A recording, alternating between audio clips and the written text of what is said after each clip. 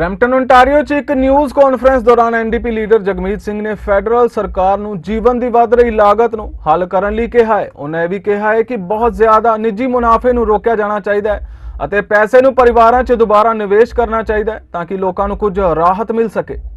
Today, we want to talk about what a lot of people are feeling in their household budgets, the cost of living, and how it's going up. We know that people are feeling the squeeze. We're all seeing the cost of living go up, whether it's grocery prices or the cost of gas. It's making life harder and harder. But we also know when the price of things go up, it certainly hurts working class people. It certainly hurts families.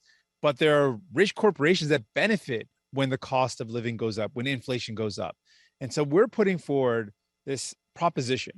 Why is it that when the cost of living goes up, that those companies that are making excess profits aren't paying their fair share?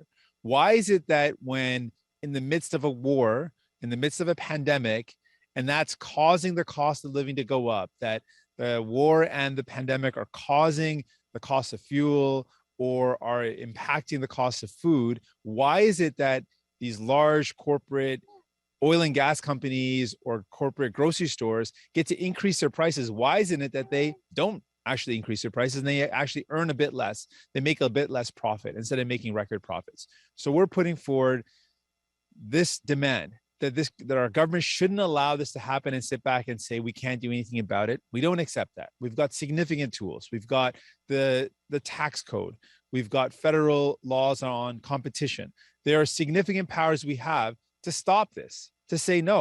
Large corporations shouldn't be profiting off of a war and a pandemic, and working class families shouldn't have to suffer or struggle because of it.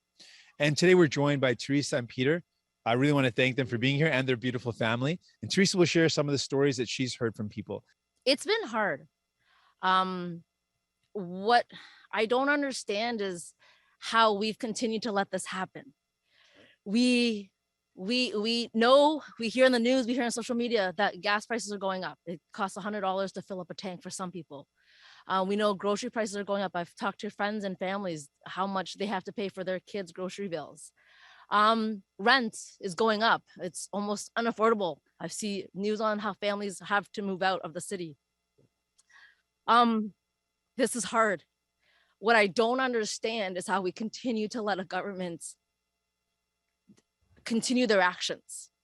We have rents the rent control was removed so that tenants have unaffordable rents and landlords are increasing rents.